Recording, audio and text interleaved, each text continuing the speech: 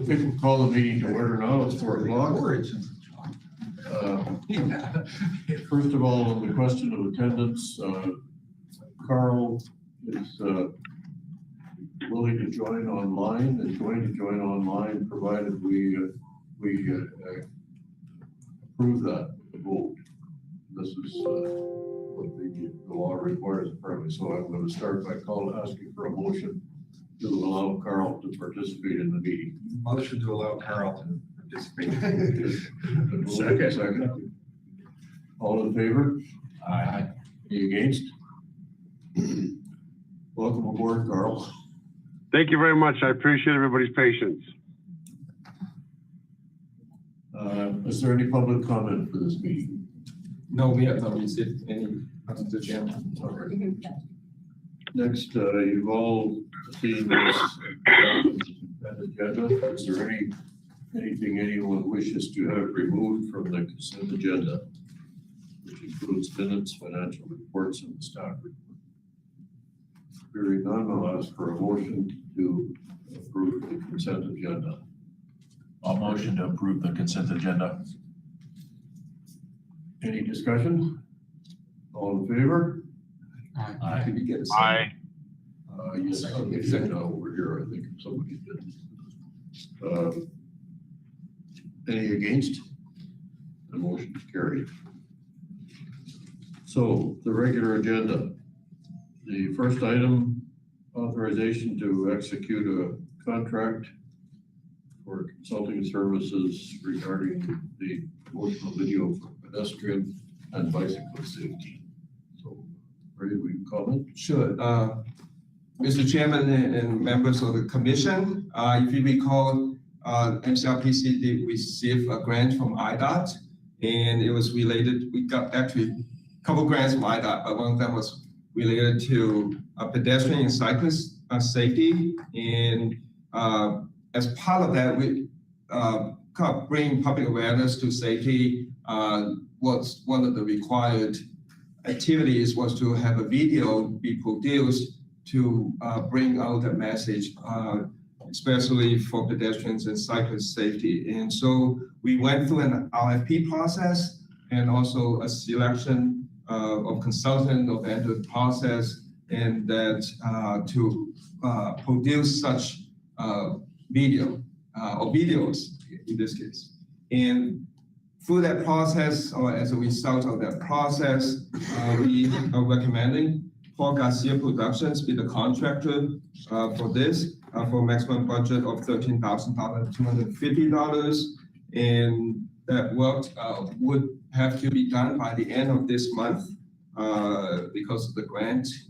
And so we have put together a proposed agreement contract for the service and for your approval. And if so approved, then the chairman be authorized to execute such contract.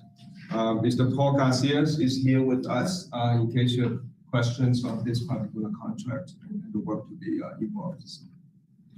I have a question on how will the video be accessible? Mm-hmm.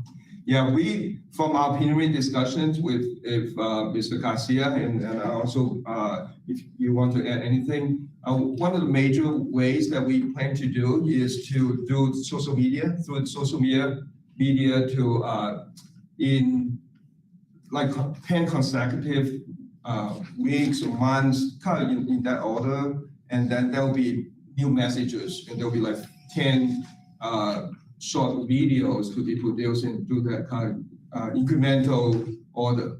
And then there will also be a little bit longer video that we plan to work with the schools or any crowds or big organizations that we can do the messaging and go working with other partners. So the two types of videos got different lengths for different audience. And Mr. Garcia, you want to add anything to that? At least for the time being in terms of proposal. Right, so in brief summary, 10 different videos. I don't know if you ever go on Facebook or Instagram or anything, you know what a vertical video is. They're typically under 60 seconds. They're highly engaging. They're really stimulating.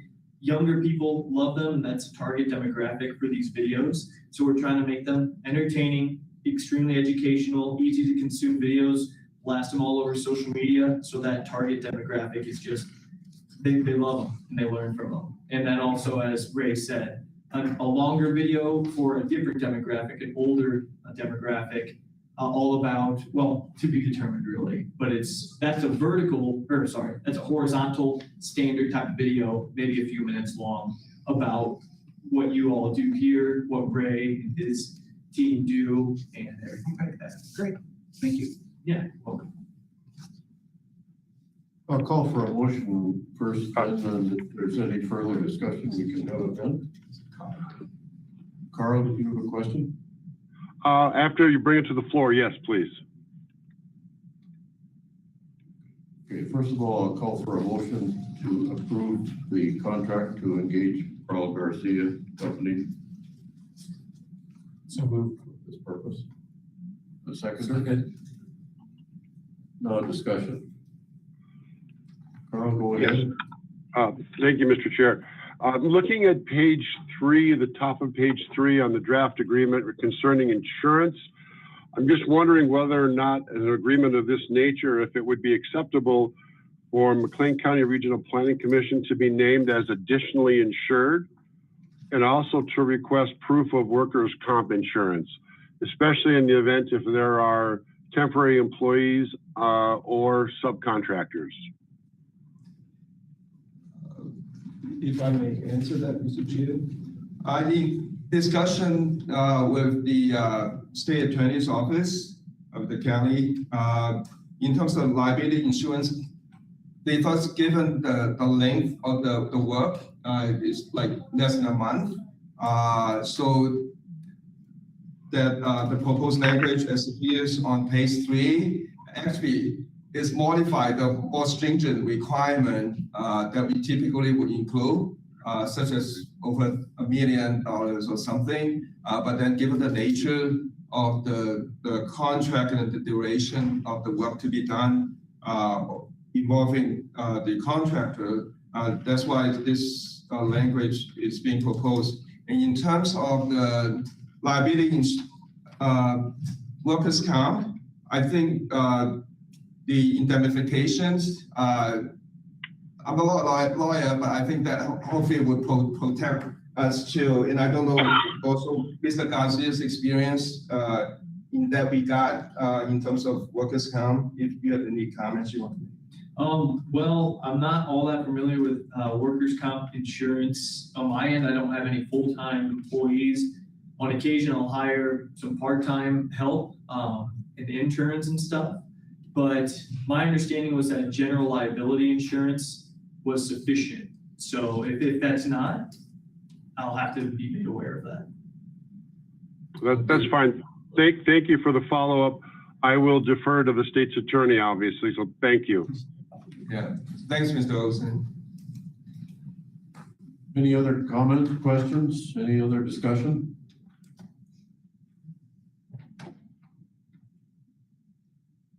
All right, the vote then, all in favor?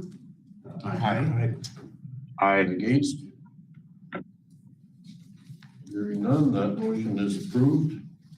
The next item is another authorization for a potential contract, if you approve it, which is related to the housing recovery plan. So, are you going to speak to that? Yeah, if I may. This is a different state grant, not from the Illinois Department of Transportation, but it's from DCEO, which is the Illinois Department of Commerce and Economic Opportunity. As you recall, it's called a housing-related grant. The program is called, they call it RISE. It stands for Research in Illinois to Spur Economic Recovery. And what it was, that a consultant was going to be, or used to be retained in order to create a regional housing recovery plan that would address recovery from the housing sector from the impact of COVID-19 pandemic in McLean County. And so that plan would involve research, analysis, recommendations, and implementation strategies. So we went through a RFP and a consultant selection process. As a result, Thomas P. Mueller and Associates, TPMA, with a maximum fee of $72,412, is being recommended, and with a proposed contract included in your packet for your consideration. The work, if approved tonight, will begin tomorrow, theoretically after execution of the contract. It still be done by the end of March 2024. So it's basically about like a 7-month process, subject to an extension of the grant agreement by DCEO. And so we have attached a draft copy of the proposed contract for your consideration, and with your approval, the chairman will be authorized to execute this contract. If I may also point out that a lead member of the TPMA team is joining us virtually, Mr. Aaron Finney on the screen. You see AT on the screen, there he is. And so if there's any questions, he's available to answer too. All right. Well, first of all, let's get a motion on the floor on this, and then we can open it up for discussion and questions. So I have a motion to authorize the execution of this contract. So moved. Seconder? I'll second. All right, now discussion or questions. Or Mr. Finley, if you wish to make any comment, please go ahead. Thank you, and thanks so much for letting me be here today. I don't necessarily have anything planned, although I am happy to answer any questions you might have about the project itself, any of the scope of work or timelines, or really just any questions you have about the project. Just wanted to be here in case any of those came up.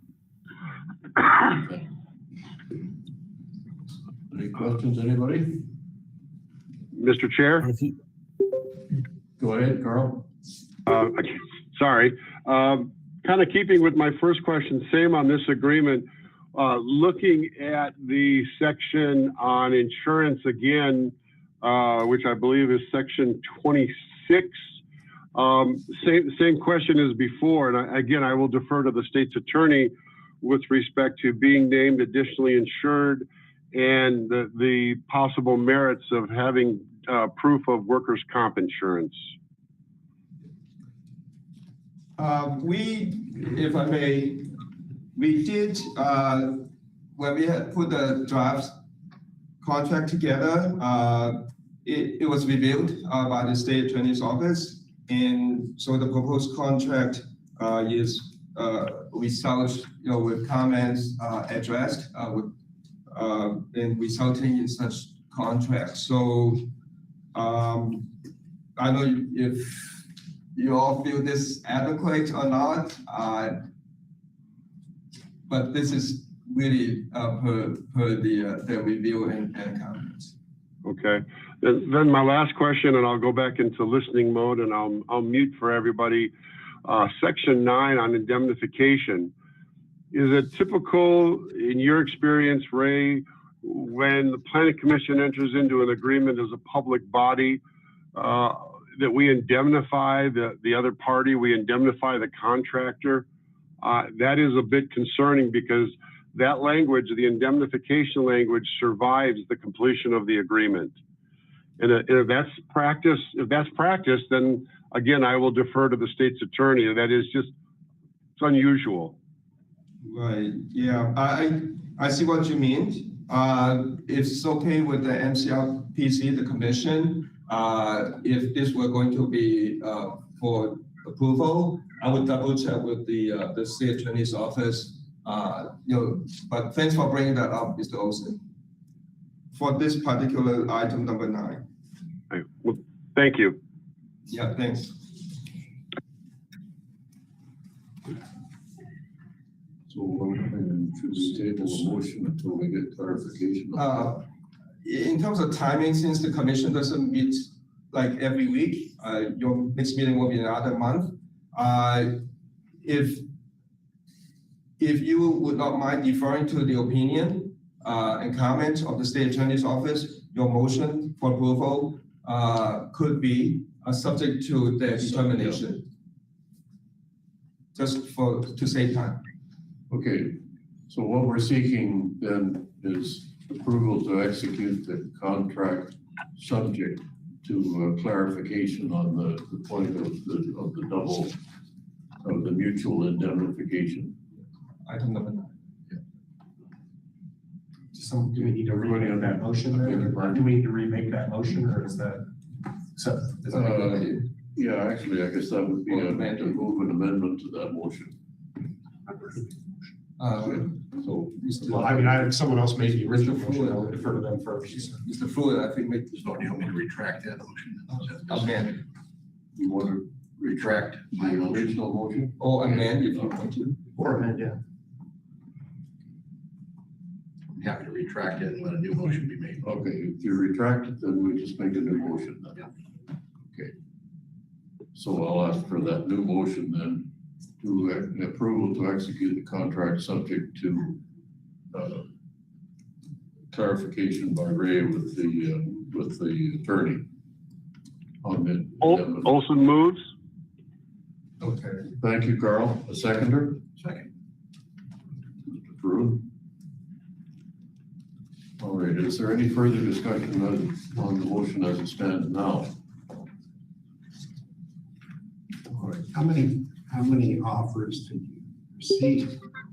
To be honest, we didn't get that many, but we believe the recommended one is really qualified given the scope of work that they have done for different cities, counties in the country, and also the variety of projects related to housing, workforce, economic development. So this is, although it is like a housing related project or contract, but if you can imagine, it's a grant from the CEO, so they include economic development. So it's housing, but it's in relationship to different aspects of economic development and workforce and other aspects. So we believe TPMA has the qualifications and be able to handle the project. Thank you. Question I have for you, Ray. I went through the 4 different work examples. So I'm vaguely familiar with just reading through it. In reading the specs for the project that we're looking for, can you comment the extent the work samples satisfy the requirements in the contract we're seeking?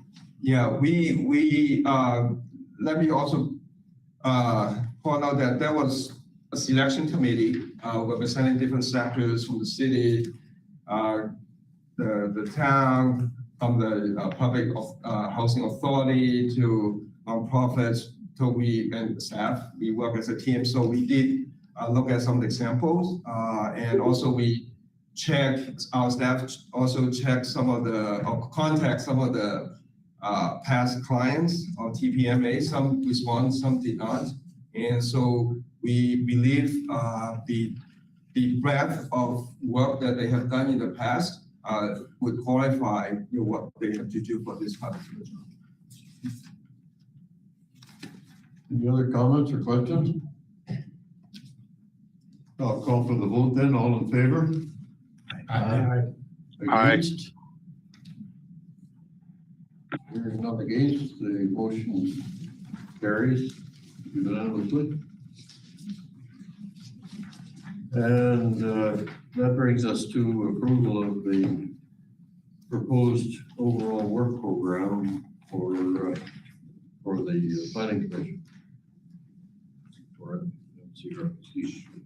And in your package, there was a copy of the minutes of the executive committee meeting at which it was decided to recommend the overall work program as it was developed to the full commission, and it needs the approval of the full commission now. And then is that it, or does it go to the county then? Still have to go to the county. It still has to go to the county after that.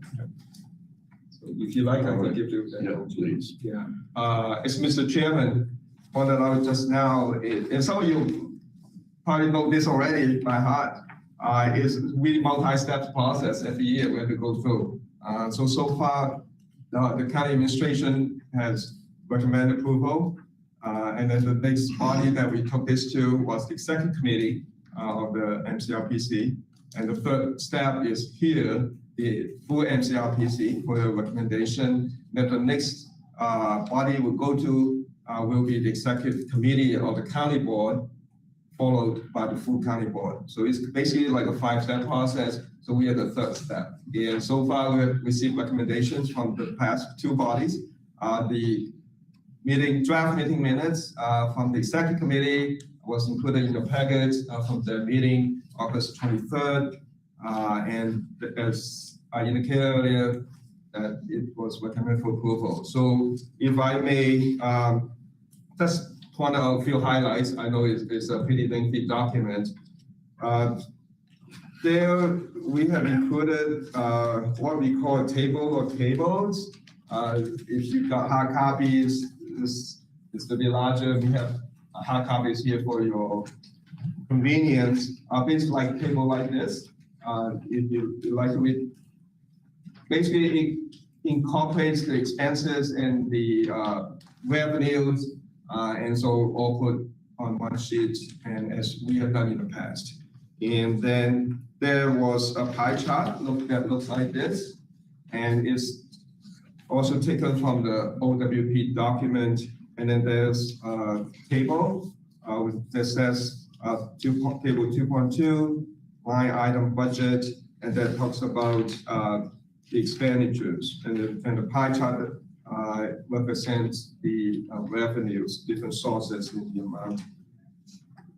Then between this year and last year, we actually have a larger budget for the upcoming FY24. And now, as you may know, every year we have to do 2 budgets. One is for IDOT, and that's for the fiscal year starting July 1 through June 30th. The second budget, which is what we're doing, what you're considering, is the budget for the county. And this is documents we call the overall work program. And the one for IDOT is called Unified Work Program.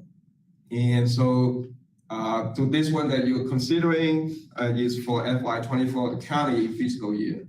And so it starts January 1 through December 31st of 2024. As I indicated just now, between FY23 and 24, there's a pretty good jump in terms of the revenue source. Last year, we have about a little over 1.1 million. And for FY24, we have 1.6 plus million. So that represents about 44.9 or 45% increase. And the difference also a little over $500,000 difference. And that is a result of the additional funding that we got from IDOT and also from the federal government, with the exception of the human surface transportation plan that we also helping in. And so that's a pretty good jump. If you break it down, it's a good problem to have. In the past, sometimes we just worry about money, right? But the last couple of years, and then for this year, and we anticipate for this next year and 2, that we should have no problem getting financial resources from IDOT and the federal government. And also the proposed budget for FY24 represent federal and state grants that we've been awarded and we're working on. Some of those projects are a little bit more major in scale, and so we'll be doing those with the assistance of consultants or staff or our partners in like over 2-3 years. And that's why you have may noticed that it's in phases when we break down the grant and all the funds. And so this has been recommended for approval by 2 bodies. And so here is for your consideration for approval. If you so approved, then we will have it ready for the executive committee or the county board.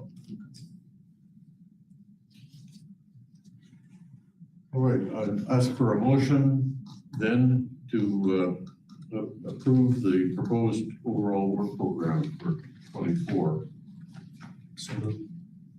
Art? I'll Second. second. So is there any discussion or any questions on this budget? I have one question. So with the additional funding, of course, comes additional work, right? Or so, and so that, most of that is going to the consultant side? Correct. Yeah, Yes, Yeah. correct. okay, just so I got it right. No, thank you, absolutely. Okay, Good observation. thanks. Yeah,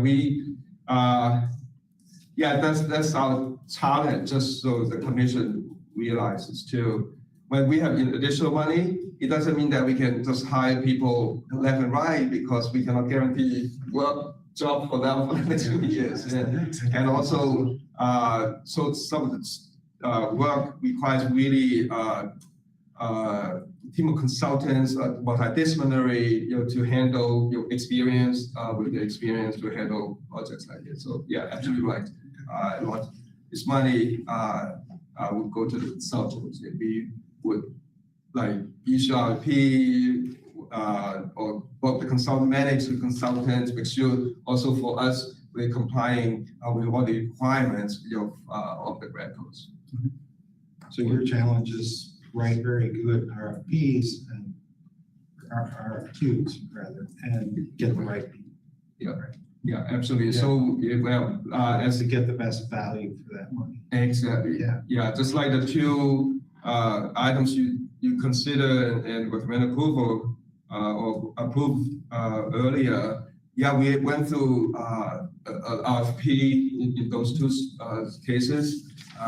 Then there's usually a committee to review, to select, and it won't be just staff typically.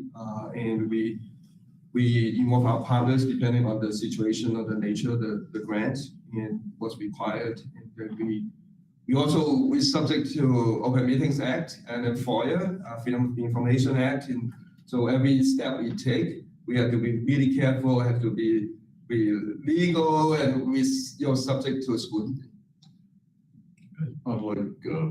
Unlike businesses, for-profit businesses, or even families, with our type of funding, it's not appropriate to build up a cushion for the future.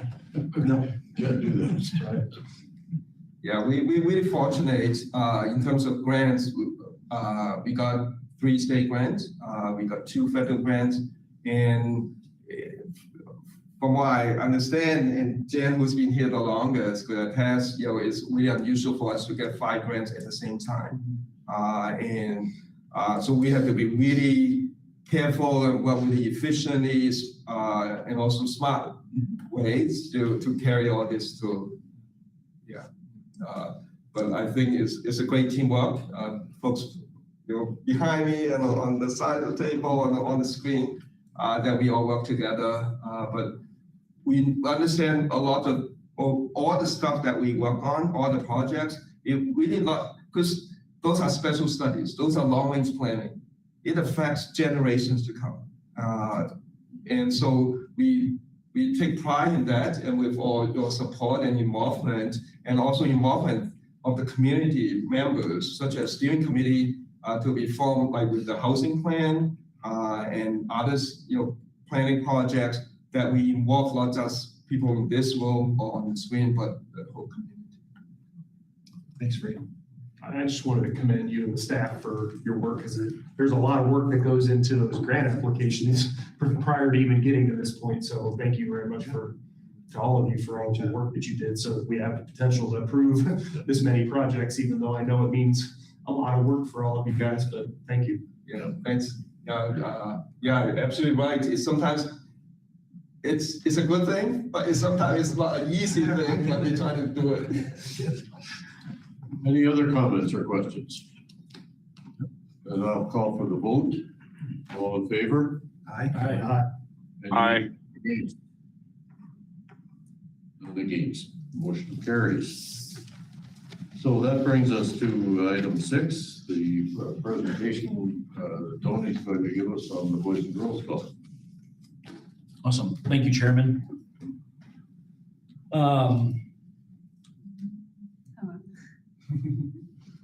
So I guess as we get this loaded, I first want to just add, would you guys rather me stand? Maybe for the people, it'll be easier since the camera's there and there are people like joining remotely, if you don't mind, Okay. at a corner or something. That they can see you and hear you better. Okay.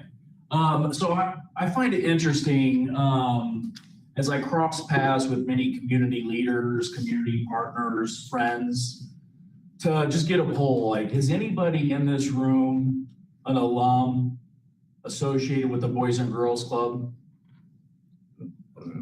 Okay. Actually, some 75 years ago, I guess, I was a member of a boys club before they became Boys and Girls Yes. Clubs. I was a member of a boys club in a little village 300 miles north of Edmonton, Alberta. Okay. Well, thank you. Thank you for sharing your story. I was also involved with the Boys and Girls Club here for a short period of time when there was a leadership transition going on. Yep, and thank you for your service to the club. So thank you. So Boys and Girls Clubs just this year opened up our 5,000th location. We're a national organization across the U.S. and some of the U.S. provinces.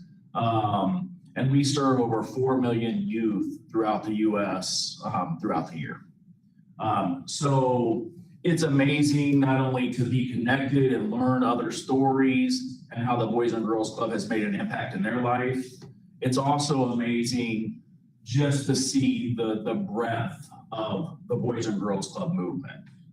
We have opportunities to connect with our colleagues at a national conference once a year, and then at a local level at our Midwest Leadership Conference that happens annually as well. They spread those throughout the different locations.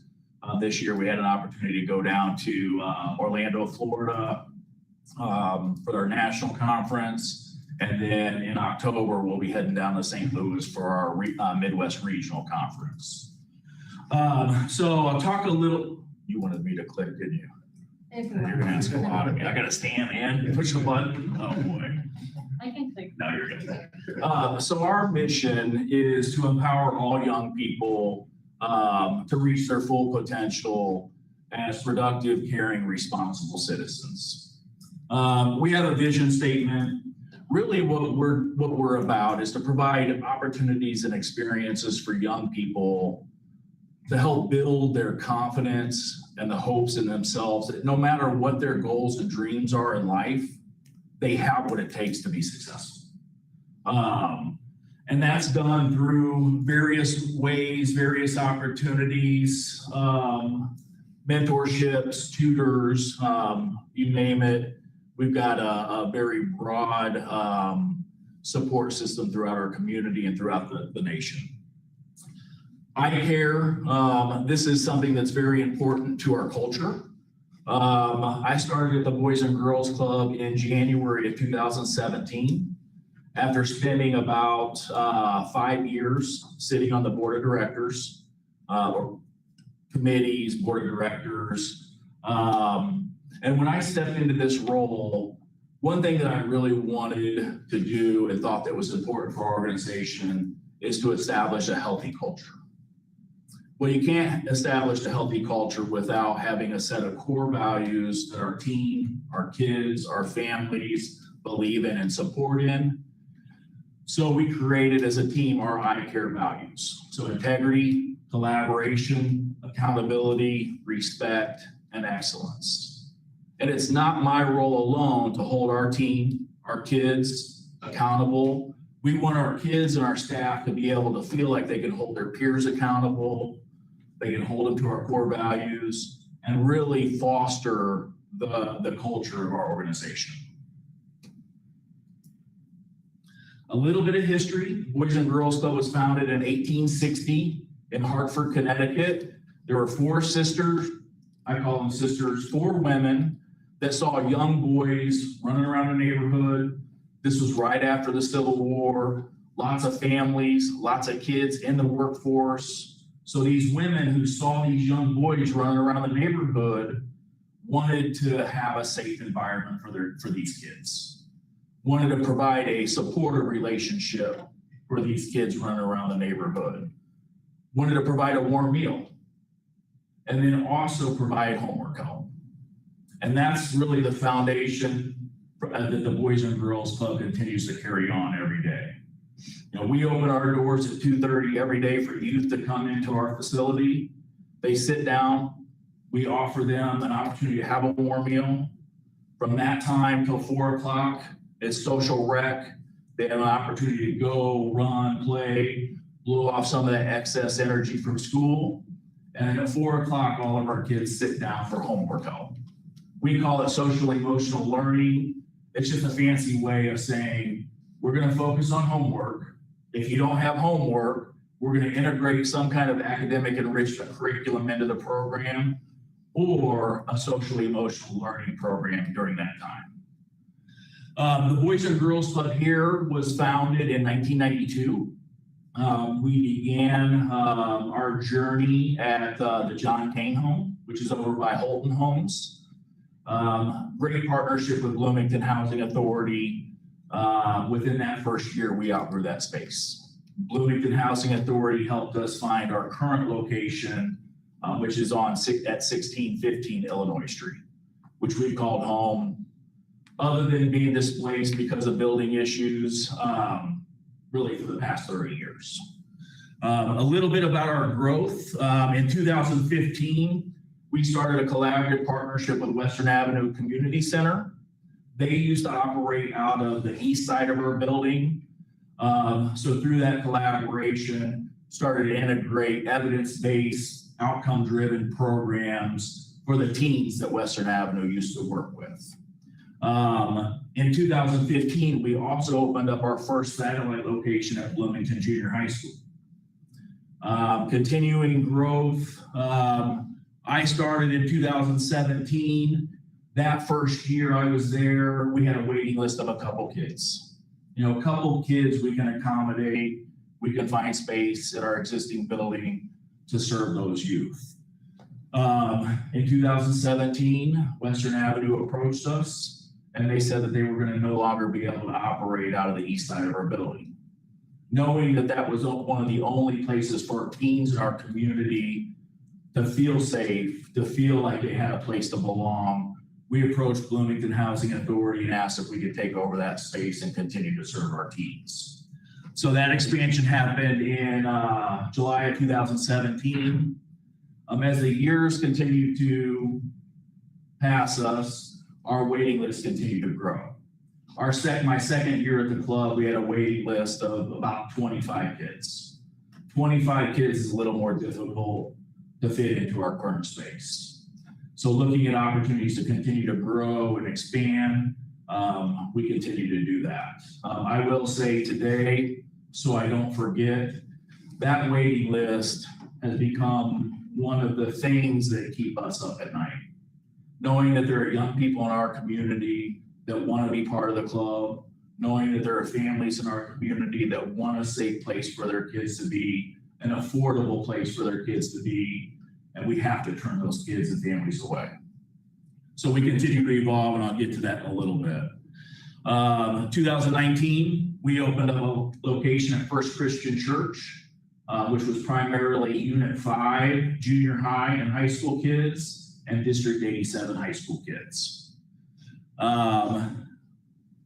Knowing that the waiting list continued to grow, knowing the challenges we had with our current building, just capacity constraints. In 2020, I approached our board and asked that it was actually 2017, we put together a task force to really focus on the future vision of our club. In 2020, COVID, we were very hesitant to move forward with any future vision planning. We wanted to get through COVID, make sure that we were financially stable. Got through that year, in early 2021, our board unanimously approved that we were going to move forward with a comprehensive campaign to build a new Boys and Girls Club for our community. we're not stopping growing. 2021, we opened up another location at Parkside Junior High School. So now all of our Unit 5 junior high school students can attend the program at Parkside. Ideally, we need capacity there. We look at expanding even further. District 87 junior high students can attend Bloomington Junior High program. All of our high school students right now go to First Christian Church. Our elementary age youth attend the program at 1615 Illinois Street, which we call our clubhouse. So that's a little bit about our history, our growth over the years. I got the clicker. Thank you. This is a little bit about us. We continue to grow our team to support our efforts. We have 14 full-time employees, 32 part-time staff. Often our part-time staff are seasonal. We work with a lot of college students, young adults, and we're really focused on not only recruitment efforts, but retaining those young adults so that way they provide greater stability for our program and for our kids.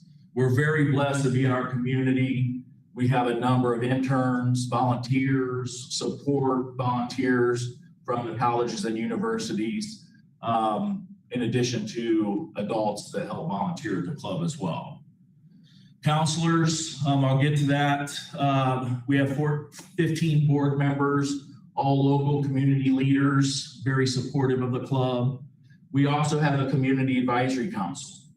So thinking about community leaders, stakeholders in our community, the superintendents, the mayors, some of the principals, so different leaders throughout our community sit on our community advisory council.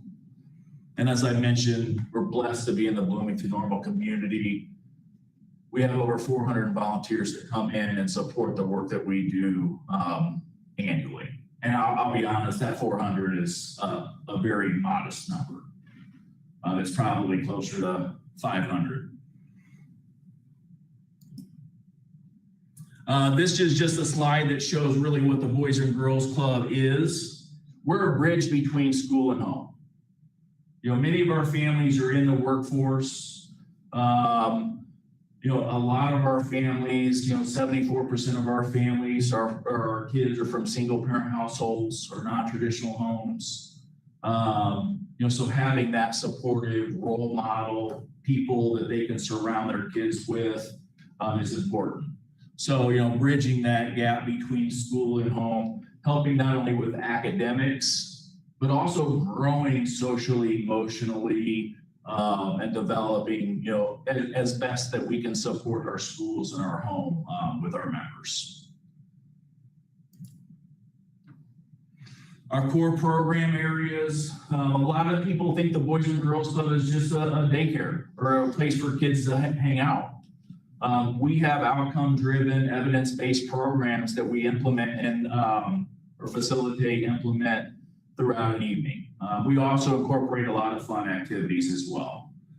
So leadership and service. All of our kids are involved in civic engagement. They're in the community, they're doing work. Some of our younger kids, we would go during Easter and read with residents at Westminster Village.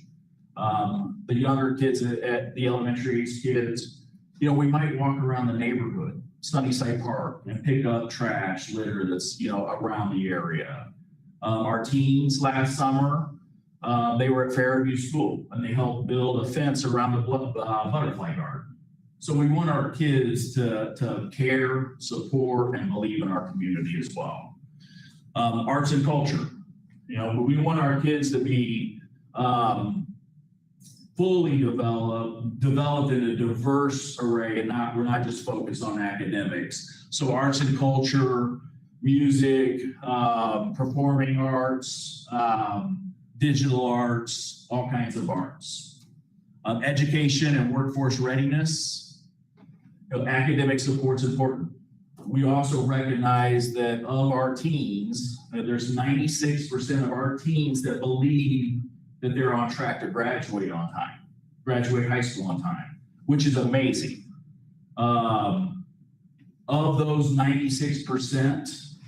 there's only 63% that believe college is the next step for them for various reasons. You know, they don't want to leave home. They don't think they can afford it for many reasons. So providing those various opportunities and experiences, so that way when their dream to become a musician doesn't become a reality, they know that they can be successful at something else. Sports and recreation is a major part of what we do, and then health and wellness. So those are kind of our core program areas. And I could honestly sit here for probably about half a day, if not a full day, and just talk to you about all the different programs that we offer our youth.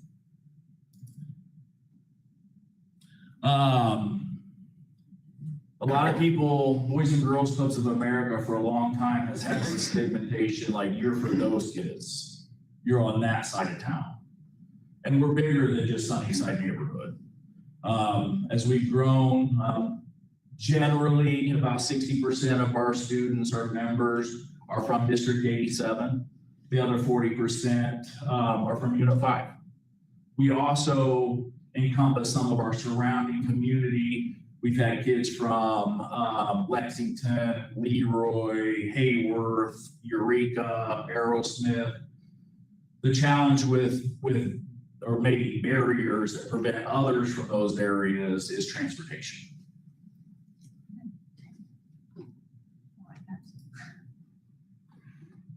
Our impact. So this is COVID. 2020, all the data we were collecting was really, I talked in our meetings, that was the year of COVID. We were gonna put the data in a drawer. It will forever have an asterisk on it, the year of COVID. What we found after evaluating the data is that year we served over 500 more youth than what we had served in any previous year. We served almost 120,000 meals and snacks throughout the year. Now, we made a decision on March 13th to align with the schools and shut down our program to in-person services. That following Monday, partnering with community partners, food trucks, volunteers, we were out in the community at 4 different locations serving almost 1,000 lunches every day for a 2-week period, just through volunteer support and the food truck restaurant support. That became a full-time job for a lot of our volunteers. So having the Chamber of Commerce, a lot of our local business restaurants and community members step up, we were able to continue to expand that and work with those partners to serve more locations throughout the community. Homework help. So almost 18,000 hours of homework help. You know, having ISU students, Illinois Wesleyan students come in that know that curriculum is important for our kids. You know, they're able to tutor, to help support our kids in those academic areas. The one thing that distressed us the most is that year we had over 17 mental health referrals. You know, I mentioned launching the food program. That Monday, we also launched a virtual club program. So we were able to stay engaged with our families, make sure that their needs were being met, making sure that they knew that we were still here to support them. Through those online virtual conversations, we continue to connect our families with resources in our community to serve their mental health needs. We live in an amazing community, and I'll never say anything different. But the things that we see, the things that we hear about in our media are real, and they happen in our community. To hear about a 10-year-old through the only way that child thought he had out was by taking his life is devastating. To have a 2nd-year-old who has made several attempts at school, has talked about it at the club, those things are real. And that's really what the Boys and Girls Club is to try to build those supportive relationships, not only with our kids, but our families. So that way they can communicate those needs and we can help meet those needs, build that trusting relationship with our kids and our families. We continue to expand our mental health service program. We're very blessed.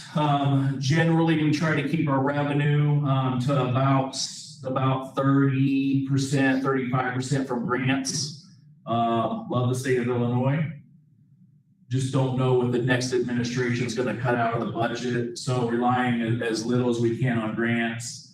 Another 10 to 15% on average is from private, public, family foundations, and generally about 60% of our annual revenue comes from our community, comes from individuals who grew up in a club, who believe in a club, and believe in the future leaders of our community. It costs us over $3,500 to provide programming for one youth throughout a school year. We ask our families to contribute $25. We don't want that financial barrier to prevent their kids from having a safe place to be after school.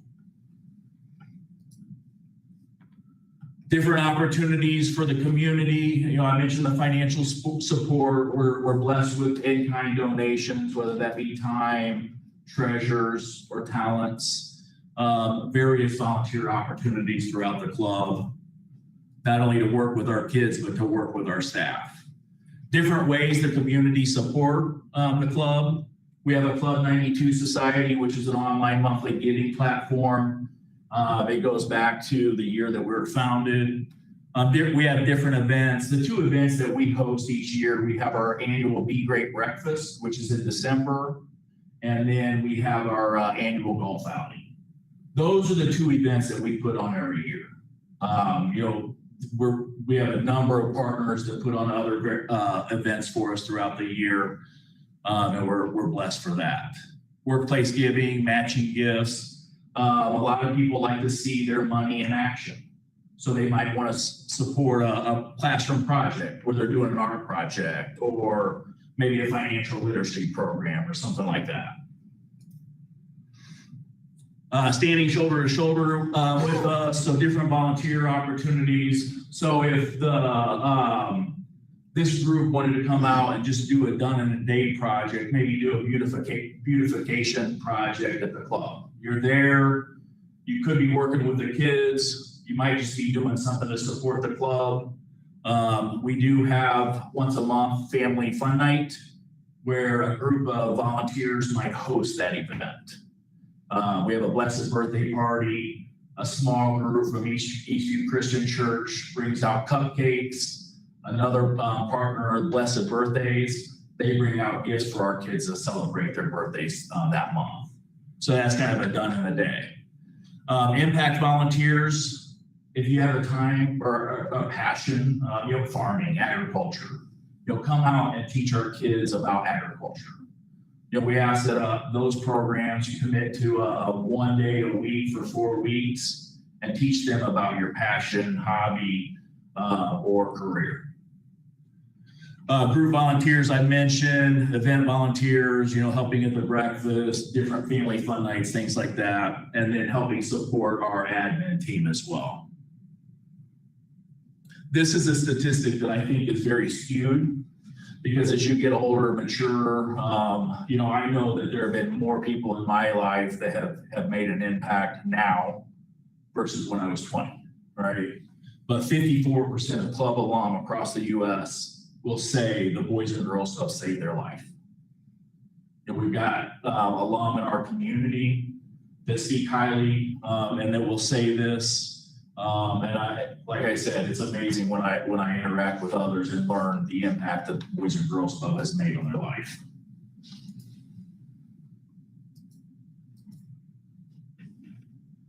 So I talked a little bit about our growth. We're at capacity.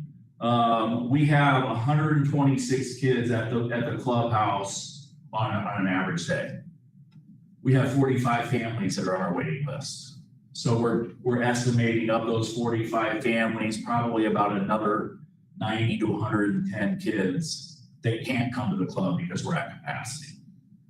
So as we launch this comprehensive campaign, we're looking to grow to not only be able to provide the quality programs with the most updated technology, but we're also looking to be able to serve over 600 kids on an average day just at this facility. We want to continue to provide those program opportunities at the junior highs because many of our kids, if they don't catch the bus home from school, they don't get home. So having the Boys and Girls Club after school with the junior highs, give them the opportunity to participate in band, track practice, some of those things they may not have been able to. And then, thank you. Thank you for all you guys do to support the Boys and Girls Club, our community, and the future leaders in our community. Thank you, Tony. Yeah, thank you. I'll stick around. I know we're short on time. If you guys have questions, I'm happy to answer any. While you're thinking of questions for Tony, let's move on and finish off these items for information and discussion at the end. Regional housing? Yep. Mark here. Hard to follow up on that. So for the last month for Regional Housing Initiative updates, MCRPC staff drafted the white paper residential zoning changes, best practice examples for the RHI Housing Staff Committee. The final version will be published on our website within the next 2 weeks. Also, MCRPC staff submitted the City of Bloomington Q1 CDBG report for the program year 23-24. MCRPC conducted interviews with prospective consultants for the Regional Housing Recovery Plan, of course, funded by the RISE grant, and negotiated the contract with Thomas P. Miller Associates, or TPMA, which is on the agenda. And with your approval, the kickoff meeting will hopefully take place very soon. Local updates, MCRPC staff have facilitated the monthly Regional Housing Initiative Housing Staff Committee meeting back on August 24th, which included discussions with Murphy Housing Lakefront's Executive Director, Mark Angelini, to inquire about their partnership for potential permanent supportive housing expansion into Bloomington Normal. MCRPC staff attended the monthly Invest Health meeting in which the group discussed PSH as the top priority, as well for potential funds from the Robert Woods Johnson Foundation and Reinvestment Fund. MCRPC staff also presented at the Housing Work Group meeting in August with the Behavioral Health Coordinating Council for the implementation of their mental health action. Thank you, Mark. Any questions for Mark? And Vision Zero, is that right? Yes, if I may, just want to point out the Go Safe message, transportation message, that we have activities. Just want to name a few. One is that we have signed a contract with a transit advertising company called Hawk Transit Advertising. They have sold like contract with the local Connect Transit to do like bus wrap type advertisement. So we have signed a contract for $6,300 for this. We call it sole contracting, sole source contract with this particular company. So they put wrap on a bus that would circulate, depending which bus sometimes they put the bus on different routes, and someday after it's done, then you see it like around town. But basically the wrap will be on the long side that faces the sidewalk and also the back side of the bus, so that people, when they're walking, biking, whatever, and people driving behind can also see those messaging that really is to promote safety, or asking people to take buses is a way to minimize the number of cars on the roads, as a result to reduce the number of fatalities or incidents. And then another activity that's for the sweet corn circus, a couple of weekends ago, we had staff members who share a table with staff of Town Normal, and to give handouts, coloring books, and like bicycle bells and other merchandise giveaways. We need to promote again the traffic and transportation safety, and that was just 2 weekends ago. But this coming weekend, we will be partnering with Bloomington PD for the Day of Doses. Some of you might have attended that event in the past, families with kids. So we'll be having some coloring books, again, to promote that traffic safety messaging. Have that those distributed for the kids who will be visiting. So we'll be looking for opportunities such as those really to engage and get the message of transportation safety out. Any questions? All right, is there anything else that has arisen? Not, it's not. In that case, I'll ask for a motion to adjourn. I'll second. Second, all in favor? Aye. Against? Aye. We're adjourned. Thank you. Just stick Thank around, if you. anybody does have some more questions. Thank you. Very impressive.